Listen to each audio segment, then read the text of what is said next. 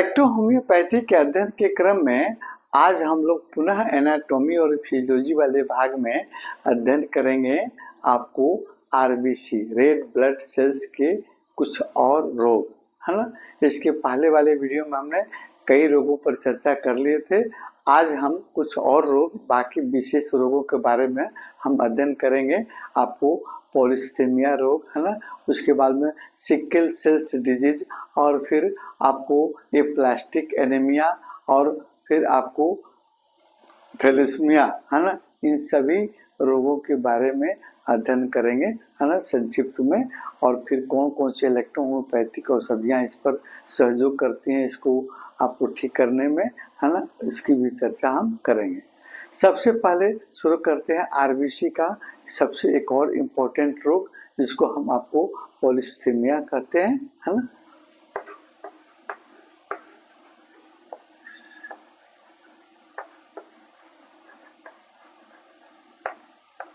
पॉलीस्थीमिया, है ना। पॉलीस्थीमिया क्या होता है? पॉली मीन्स होता है अधिक, है ना, और पॉली, है ना, पॉली मीन्स होता है अधिक, और फिर आपको साइट्स मीन्स होता है सेल्स, और फिर आपको हीमिया यानी ब्लड से रिलेटेड, ब्लड से संबंधित। अगर इसका शाब्दिक अर्थ देखते हैं, है ना, तो आपको ब्लड में आरबीसी यानी रेड ब्लड सेल्स की संख्या असामान्य होना या अधिक हो जाना, या उसका वृद्धि हो जाना, है ना, यानी ब्लड में आरबीसी कोशिकाओं की संख्या अधिक हो जाना, है ना, कहलाता है पॉलीस्थीमिया, है ना। तो पॉलीस्थीमिया रोग में आपके आरबीसी की संख्या आपको बढ़ जाती है ना, असामान्य हो जाती है ना। तो इसके कारण कौन कौन से आपको लक्षण उत्पन्न होते हैं, कौन कौन सी बीमारियां पैदा हो सकती हैं, इस पर हम लोग चर्चा करेंगे।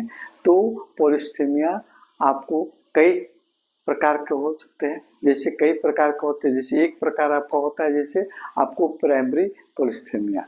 तो प्राइमरी पॉलीस्थीमिया क्या होता है? इसमें जो है आपको सबसे पहले आपका बोन मैरो का खराब होना, है ना। बोन मैरो किसी कारण से खराब हो जाता है, जिसके चलते आरबीसी की संख्या अधिक बनने लगती है, और आपको डब्ल्यूबीसी और प्लेटलेट्स भी बढ़ जाते हैं, है ना। और सेकेंडरी आपका कारण होता है, सेकेंडरी पॉलीस्थीमिया जो होता है, इसमें क्या होता है? इसमें आपको शरीर की कुछ प्रमुख ऑर्गन, जैसे आपका लंग्स हो गया, आपका हार्ट हो गया, आपका लीवर हो गया, है ना। तो इसमें कोई आपको भयंकर डिजीज हो जाती है, जैसे आपको क्रोनिक ब्रोंकाइटिस हो गया, हार्ट डिजीज हो गया, है ना, किडनी से रिलेटेड डिजीज हो गया, तो उसमें भी आपको रेड ब्लड सेल्स की संख्या आपको अनावश्यक रूप से बढ़ने लगती है ना। और फिर कभी कभी आपको धूम्रपान अधिक लेने के चलते, या आपको अन्य कई कारणों के चलते भी आपको आरबीसी की संख्या आपको बढ़ जाती है। इसमें ऑक्सीजन आपको कम हो जाता है ना। तो अब हम इसका देखेंगे कि आपको ये जो दो आपको देखिए टाइप, आप देखिए कौन, प्राइमरी, सेकेंडरी, और एक और होता है आपको रिलेटिव आपको पॉलीस्थीमिया। तो रिलेटिव पॉलीस्थीमिया में क्या होता है? इसमें आरबीसी की संख्या बढ़ती नहीं है, लेकिन आपको बल्कि आपको इसमें प्लाज्मा की संख्या बढ़ जाती है ना। और आपको जैसे प्लाज्मा की संख्या बढ़ने का कारण क्या है? प्लाज्मा का 90% हिस्सा पानी होता है ना।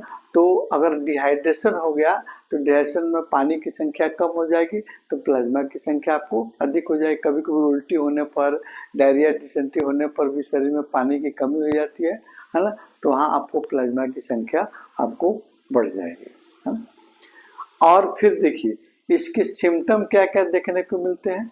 जैसे अगर इसकी आपको आरबीसी की संख्या बढ़ने के चलते आपको सबसे पहले चेहरे पर आपको चेहरा का रंग आपको लाल दिखाई देगा, गुलाबी दिखाई देगा।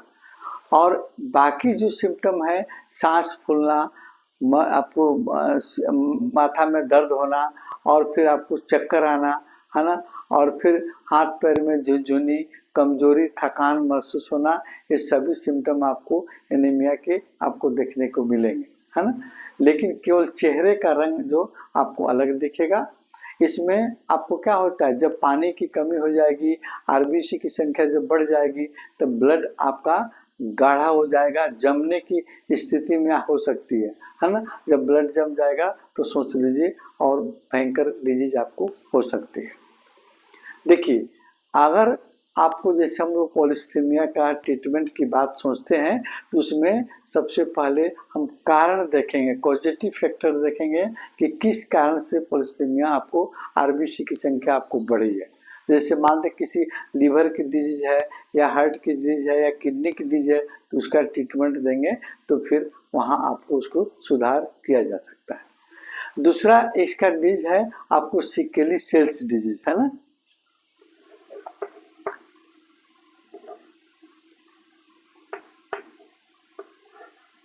सिकेली सेल्स डिजीज, है ना, सिकेली सेल्स डिजीज। तो इसमें क्या होता है ना, इसमें जो है आरबीसी हमारा जो होता है ब्लड में, आरबीसी रेड ब्लड सेल्स का आकार गोलाकार होता है ना, और तस्तरी के आकार का होता है। लेकिन यह आपको इसका आकार हंसिए के आकार का, या आपको चंद्रमा जो दो तीज का चंद्रमा दिखाई देता है उस तरह का हंसिए के आकार की संरचना बन जाती है, जिसको हम कहते हैं आपको सिकेली सेल्स डिजीज, है ना। मैंने यानी आपको आरबीसी का आकार जो है हंसिए के आकार का या आपको तीज की चंद्रमा के आकार का पतला हो जाता है और वो नष्ट होने लगता है, जल्दी टूट जाता है, जिसके कारण आरबीसी की संख्या ब्लड में कम हो जाती है ना, और आपको एनीमिया जैसे लक्षण आपको देखने को मिलते हैं। ये ज़्यादातर आनुवांशिक रोग है, माता पिता से के जीन के द्वारा बच्चे में आपको आता है। इसमें हीमोग्लोबिन बनने वाला जीन में बदलाव हो जाता है ना। क्योंकि आरबीसी का आपको लाइफ साइकिल 1 से 20 दिन का होता है, लेकिन सिकेली आपको का लाइफ जो है, सिकेली डिजीज में आपका आरबीसी का लाइफ साइकिल आपको 10 से आपको 15 दिन का या 20 दिन का होता है, जिसे कम समय में ही टूट कर नष्ट होने लगता है ना। तो इसमें आपको लक्षण देखने को मिलते हैं, एनीमिया के लक्षण से कमजोरी होना, थकान होना, है ना, चेहरा पीला रंग का दिखाई देना। और सबसे आपको इसमें आवश्यक बात होती है कि इसमें दर्द, भयंकर दर्द उत्पन्न होता है, क्योंकि आपको सिकेली सेल्स जो है आपको जब छोटे छोटे टुकड़ों में बढ़ जाते हैं तो ब्लड के माध्यम से उसका फ्लो होता है और कहीं न कहीं कैपिलरीज में आपको फंस जाते हैं, जिसके चलते वहाँ बाकी के ऑर्गन में फंसने के चलते वहाँ ब्लॉकेज हो जाती है और वहाँ पर फिर आपको ऑक्सीजन नहीं पहुँच पाता है, तो बाकी के सेल टिश्यू में आपको ऑक्सीजन नहीं पहुँचेगा तो फिर वहाँ पर आपको एटीपी नहीं फॉर्म करेगा, ऊर्जा नहीं बनेगी और फिर उसका वहाँ के आपको मसल्स में, सेल टिश्यू में का भयंकर आपको पेन हो सकती है। ये पेन आपको मतलब कि हमारे शरीर के भिन्न-भिन्न भागों में हो सकती है, जैसे आपको चेस्ट में हो सकता है, एब्डोमेन एरिया में हो सकता है ना, और कभी-कभी आँख के रेटिना में आपको जो ब्लड कैपिलरीज होती है वहाँ अगर फंस गया तो वहाँ पेन हो सकता है, ब्लॉकेज आपको हो सकता है ना। और फिर एक और डिजीज है जिसको हम एप्लास्टिक एनीमिया कहते हैं। Aplastic anaemia,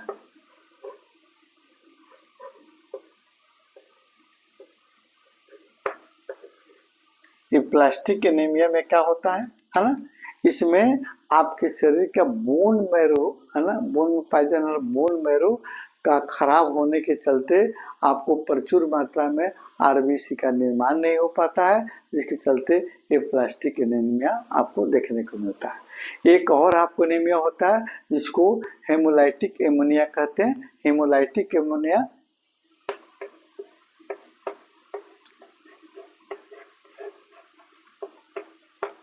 haemolytic anaemia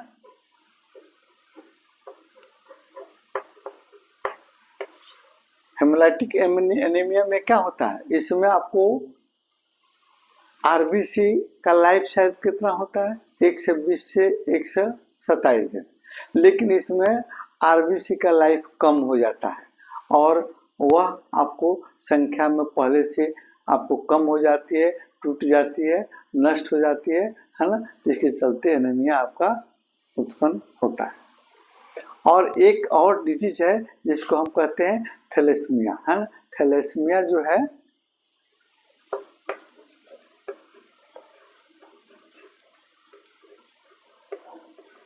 thalassaemia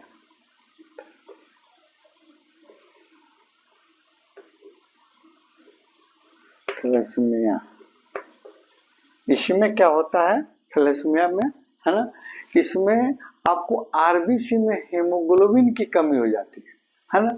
RBC बनता है लेकिन उसमें हेमोग्लोबिन कम हो जाता है, जिसके कारण आपको वो आरबीसी जल्दी टूट जाता है, बिखर जाता है, नष्ट हो जाता है और शरीर में एनीमिया के लक्षण आपको देखने को मिलते हैं।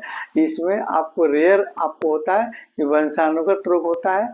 अक्सर आपको माता पिता के जीन के माध्यम से इस तरह का जीन आपको बच्चों में आ जाता है और ये इस तरह का एनीमिया आपको देखने को मिलता है। लक्षण में कमजोरी, थकान रहेगा, चेहरा पीला दिखाई देगा और बच्चों में आपको मंद बुद्धि, उसका शारीरिक विकास नहीं हो पाएगा, है ना। इस तरह के सिम्टम आपको देखने को मिलते हैं, आपको थैलेसीमिया, आपको एनीमिया, है ना। तो ये रहा आपका कुछ आरबीसी के, रेड ब्लड सेल्स के कुछ आपको रोग, है ना।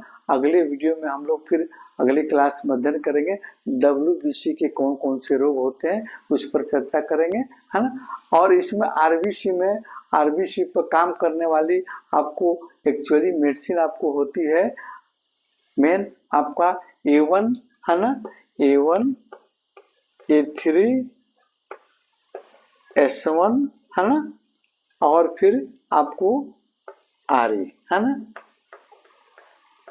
और बी भी अच्छी काम करती है, बी, है ना। ये A1, A3, S1, RE और बी आपका मेन आपका मेडिसिन है, आपको ब्लड का कंपोनेंट पर काम करने वाली, है ना। इसमें आवश्यकता अनुसार कुछ अन्य औषधियों की सहायता लेकर, जैसे किसी आपको ऑर्गन की डिजीज की आपको रोग के चलते अगर एनीमिया हो रहा है ना, तो उसमें उस ऑर्गन की औषधि को हम लेकर फिर आपको उसकी ट्रीटमेंट करेंगे और फिर एनीमिया पर हम कंट्रोल कर सकते हैं।